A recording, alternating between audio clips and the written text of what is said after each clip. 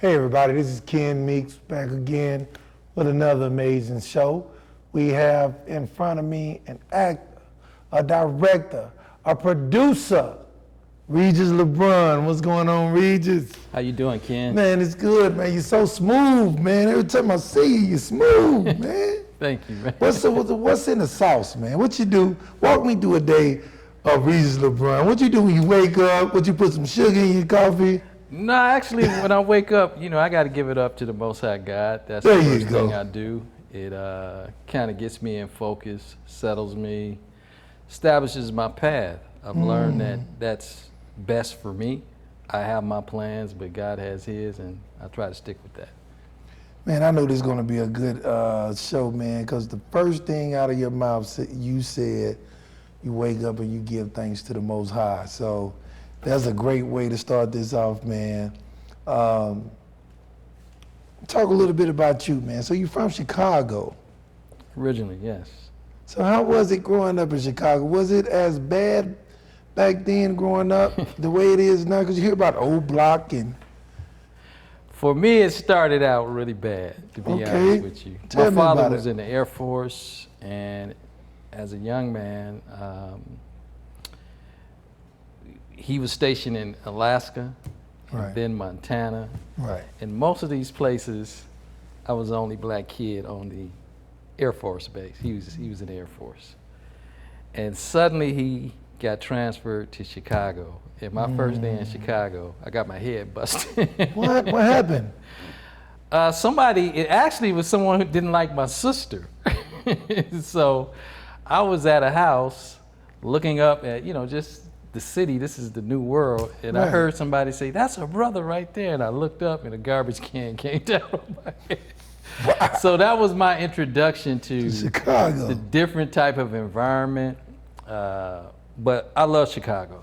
It has its challenges. It can be a tough city, but everywhere has tough areas, and every city can be tough. And eventually, I adjusted to the new environment, and I really think, for me, the fact that I was a good athlete kind of was a good distraction, and it's the culture of basketball and things like that, some of the sports, it actually can hide you in those cities where that are tough. Yeah, the it inner kept you city. focused. Oh yeah, absolutely. And people like you if you got skills. So I know Chicago then, gang, drugs. How was it coming through high school? Did you see a lot of crime? The interesting thing is that I didn't necessarily see it because I was involved in 3 different sports. So this is why I say for me You it was was a tucked away, safe haven. right. However, I lived in a household where I had 2 of my young cousins who didn't make it. Wow. So it can be, you have choices and you got to make the right ones because life comes at you fast in an inner city like that, especially back in the 60s. Right. So did you encounter racism? To a great degree. The interesting thing though wasn't until I left Chicago, because you grow up in that environment, sometimes you don't necessarily see it. But I came down to Georgia and thought I had ran into racism. But when I got back to Chicago, I realized Chicago was a very segregated and racist city. Right. That makes me think about the way I grew up, man. And, I joined the military at 19, not to make this about me, but piggyback on what you said. And the way I grew up was we had black people staying in the area, which we called the black folks quarters. And we had whites which just lived in the area, which we called the white folks quarters. So when I joined the Navy, I'm on the ship talking, I was in the black folks quarters and the white folks quarters. They was like, what? Do you hear what you're saying? But I didn't realize what I was saying until they brought it to my attention. So I say that to say, Yes. I get it. You don't realize that you are set back or in a situation or traditionally stuck mentally until somebody else wake you up and say, hey, do you see what you're doing? Absolutely. It can be an alarming thing to come out and say where you think you are, what you think you're going through, and realize that, hey, I'm in a pretty devastating situation, or have been, or lived through it, or survived through it. Right. And did you grow up in a 2-parent home? I did. My mother and father were together. Like I said, my dad was in the military, then he got discharged and went into, private industry, private business. Okay. My mom was a nurse, and then she continued to be a administrator for the mentally retarded children in the city that we lived in. Wow. So what made you want to get into film? Film was really not something I tried to get into. Oh, okay. I was blessed. I was an entrepreneur, and had decided that, or learned. What kind of business did you have as far as entrepreneurship? It was distribution. Okay. It was a situation where I had kind of figured out that the problem with our community in terms of business was the fact that we didn't own any distribution avenues. And so I was determined to help black businesses. So I would go around to the different cities, purchase items, bring them back to, the knick-knack stores, the bookstores, and things that I thought people would buy or would want to buy from these other cities I would travel to. And while I was in New York, a lady came and gave me a flyer. She said, "Sir, you need to go see this movie." And she had on a white shirt. She handed it to me. I took this flyer. This flyer said Sankofa. Okay, yeah. And when I saw the flyer, I said, "Man, I think I've heard that word." Right. And so I was like, I looked up to say where and how, or she was gone.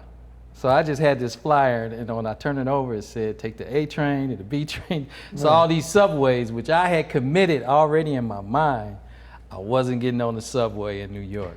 But I did. And I saw this movie, Sankofa, and about 20 minutes into the movie, I came out of a trance because the movie was so powerful. Right. And I looked around the theater, and everybody in the theater was still in the trance I just came out of. So I was like, man, this is deep. So I wanted to help this movie get all over the world. And at the end, they had a Q&A, and they were saying that the United States had decided they weren't going to distribute this movie. And so I let them know that I would try to help as much as I could. So I ended up getting it to Atlanta, Houston, Chicago.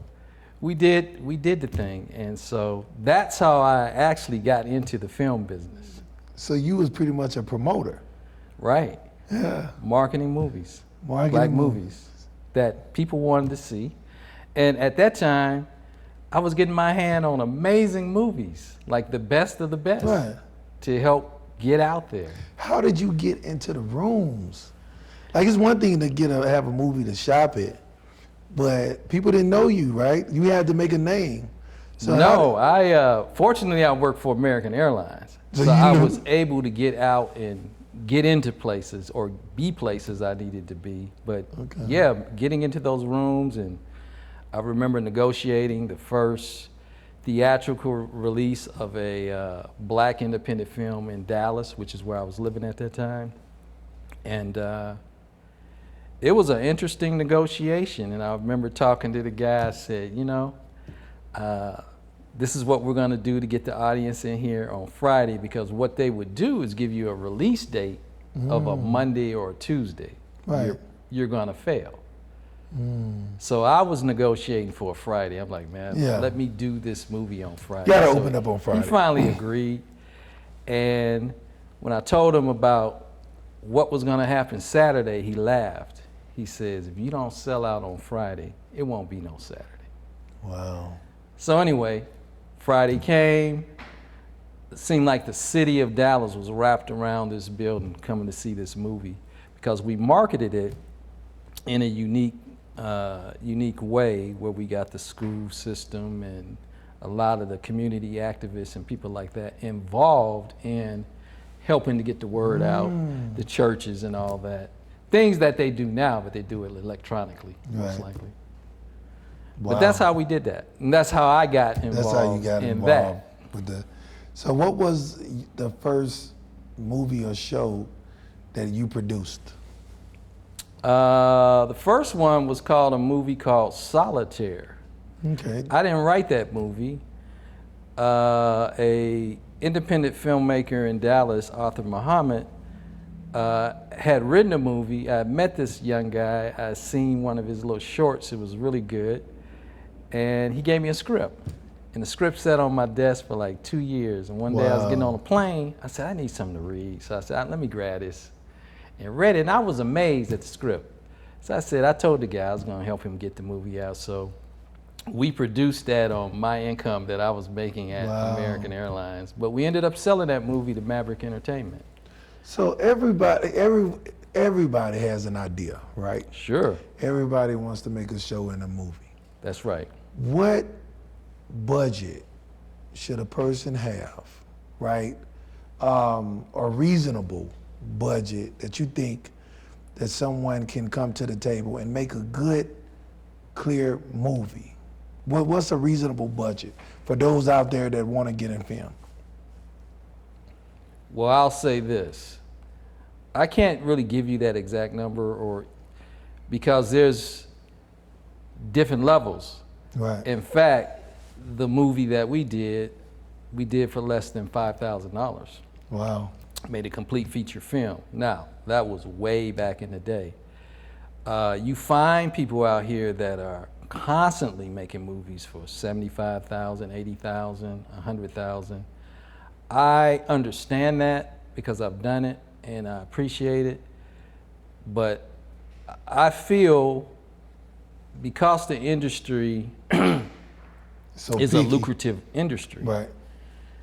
that we, I think we kind of hurt ourselves when we focus on doing movies for the least amount of money. Now that might not sound good to people that I have Right. to I mean, they need to hear deal this. with when they're dealing with They me, need but it, yeah. It's a lucrative industry. So when they're dealing with you, what should they come to the table with? How much? should Oh, they- whatever they're comfortable with, whatever they Okay. feel their movie is valued at. But I think it's all about commerce, and for blacks to have success, we have to value our time, our input, our ideas, and we have to, the one thing I know about us Right. is, contrary to some of the things you hear out here, we help each other. We can get people to help support us. You're not gonna pay them and they'll get in there and grind and give you 100%. But at the end of the day, what you're creating is commerce. Right. So I've always been one to say, I'd rather pay you than use your talent for free. Let me figure out how to at least give you something. Right. I want the understanding of what we're doing, Yeah. the commerce part, to Right. be understood, and then I'm more likely to do things with you when I know there's a good understanding of that. Right. It's all about having the good people around you. Oh, you must have them. Because you can have a good idea, a good film, and it don't go nowhere, right? Because attitudes kill it. A lot of stuff can kill it, right? A lot of things can. It's a really relationship type business. Relationships might be more important than money in the film business. It absolutely, because when you burn that bridge, you never know who. That's big. Speaking of relationships, I like talking about relationships, man, because I ain't married yet. You not? No, not yet. One day. I'm going to get there. Okay. It's coming. But speaking of relationships, man, I know we was talking earlier, you're married. So you've been married once? Yes. I don't know. You paused. Have you been married once? Well, it's the reason I say that is my wife, my current wife, Right. we were married. we separated. And you got back and together. We got back together. Okay, that's good. That's called fighting. That's what you're supposed to do. Fight Yes. for your marriage. So that's what you're supposed to do. What advice would you tell? And I'm asking you this because I like to ask this question, right? People who watch my show, they know I'm going to ask this question. What advice would you tell the younger you as far as dating and relationships? What would you do different than what you're doing now? What I'm doing now, I think I've matured to the point where I'm doing what I should be doing now. Right. But as a young man, I should have listened to my grandfather. Grandfather gonna tell you because he been through it. So I'm a grandfather now, so I can tell my grandkids and whether they listen to me or not. But my granddad, 2 weeks before he passed, told me, he said, don't ever cheat on your wife. I don't know why he said that to me. I just looked at him. I said, don't ever cheat on your wife. Wow. And I looked at him. I didn't say anything. I didn't know what to say. Right. But okay, granddad. But he gave that I understand that now more than anything. That's period. If you cheat on someone, and if you want to, the difference is when you're in I've never been married, but I think the difference is once you're married and you cheat, you have to toughen it out. But once you cheat, it's hard to come back from that, man. And if you do come back from that, you scared because you thinking that she gonna get her get back. She can be with her friends, and you like, what you doing? Now you paranoid because what you did. Well, I'll say this, that, trust is so critical in a marriage relationship, loyalty, and I guess when you add it all up, the most important thing is integrity. Integrity. So what are you really? What am I? What is she? And how do you all guard that and take care of that and take care of each other? But I think if you put the Lord first in your life, There you go. and you operate by those standards, I think it renders a better result than if you don't. So you believe in happy wife, happy life? Yeah, I think there's a good association with that. I've never really, I guess, patterned my relationship behind Because you got to be that. happy too, right? Absolutely, but what is happiness?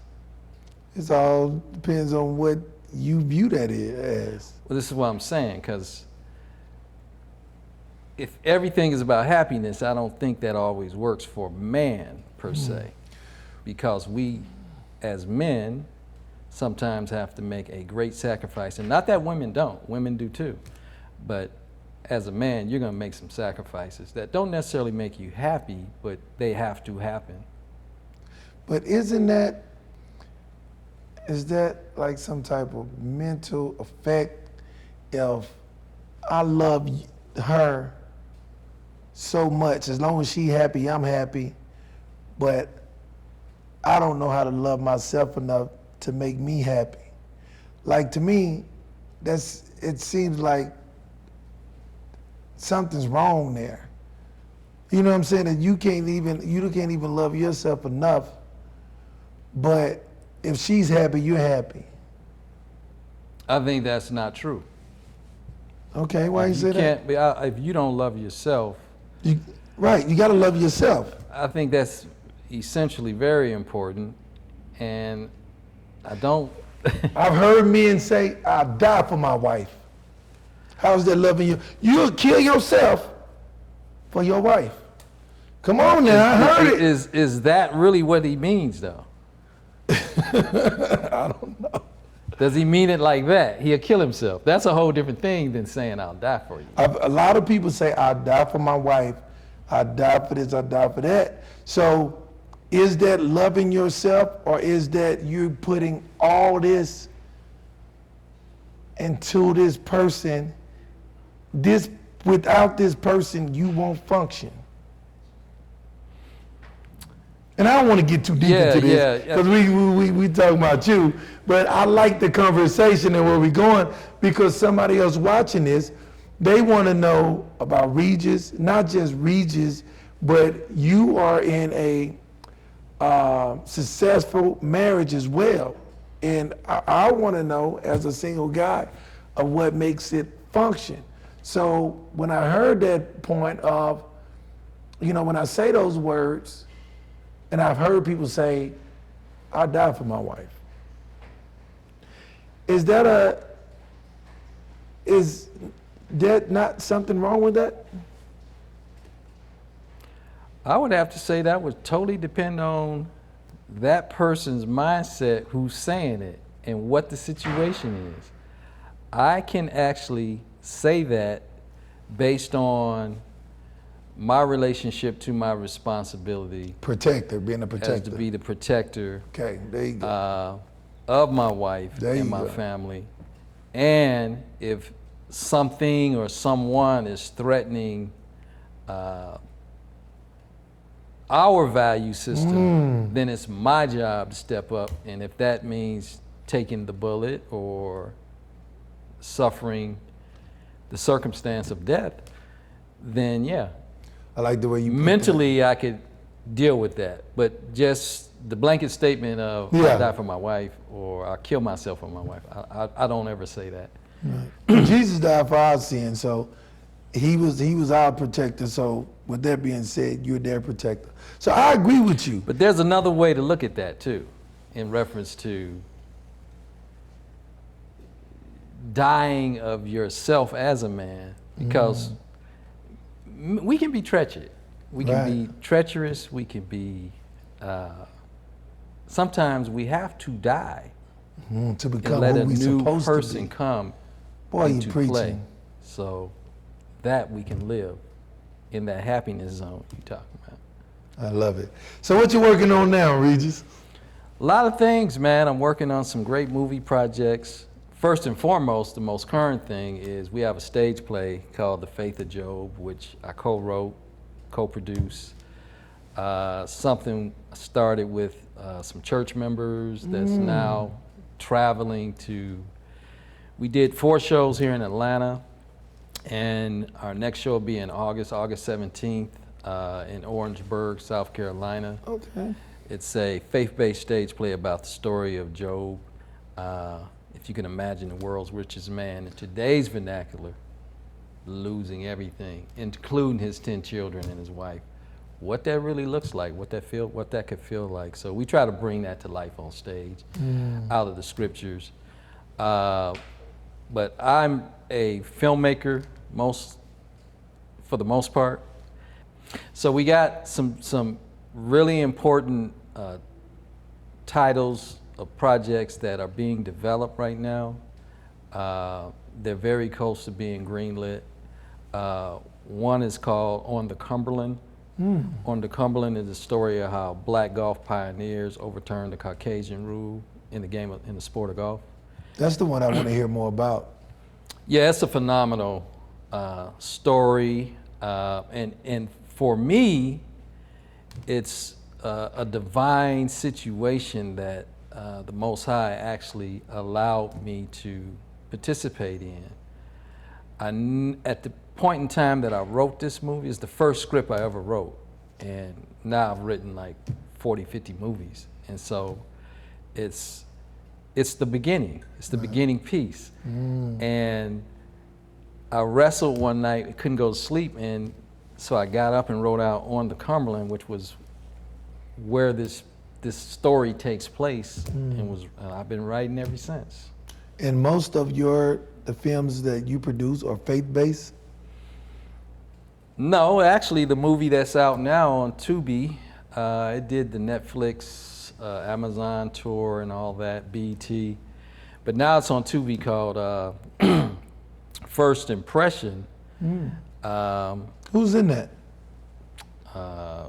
Lisa Arundel, Lamont Rucker, David and Okay. Tamla Mann, Okay. several other notable, Elise Neal. It's a romantic comedy. Tell David I need him on the show too. Oh yeah, I got to call David on the way out of here. And let him know when does When he he's live in town. Yeah, when he in town. I don't know when he's in town, but I know. he lives in Dallas. Okay, cool. I need you on the show, David. You need Tamla too, don't you? I need them both. You know they come together. They come together. You're gonna need an extra chair, I man. need them. I need them together. Yeah, man. So, what other actor or actress would you like to work with? Like, what's your dream collaboration? I tell you, the way things are shaping up, on the Cumberland could produce that dream.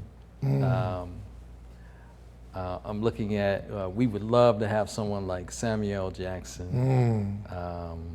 That's big. Yeah, we'd like to work with him.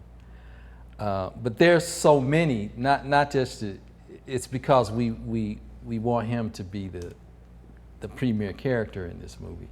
But having said that, there's so many premier actors and actresses in the world that I see or learn about that it's too many to number, to be honest with you. Right. You know, some of the old folks that we don't see enough of anymore because there's not enough of the type of content to get them into a lot of the newer movies. Right. But I still sometimes I wonder, wow, why come I haven't seen her in a while? Whenever they pop up, Right. you know. But there's a lot. Okay, good. Well, let everybody know where they can find you at, man. You can find me at Ubuntu Films and Television .com. Okay. Any social media? Yeah, I'm Regis Le'Bron on IG, Instagram. I'm Regis Le'Bron on X.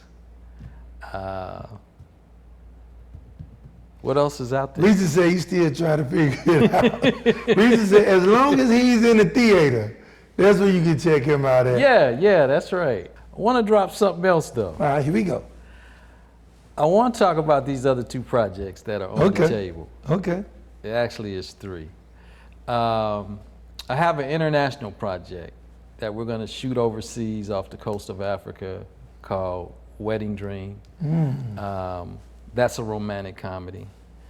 There's another important movie that I was asked to write called Coach Rob. It's the story of Grambling coaching great Eddie Robinson.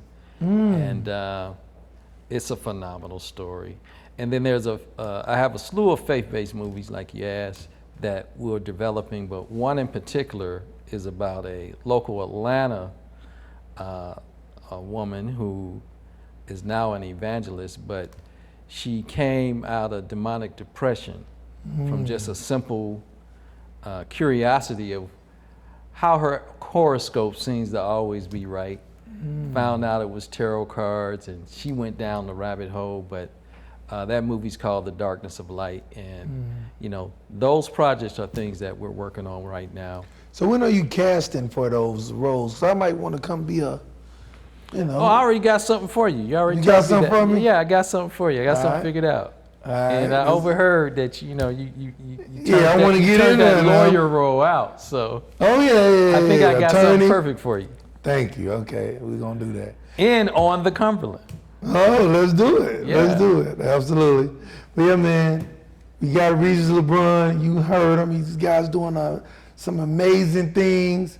You know, check them out. Thanks for coming, brother. Thank you, Ken.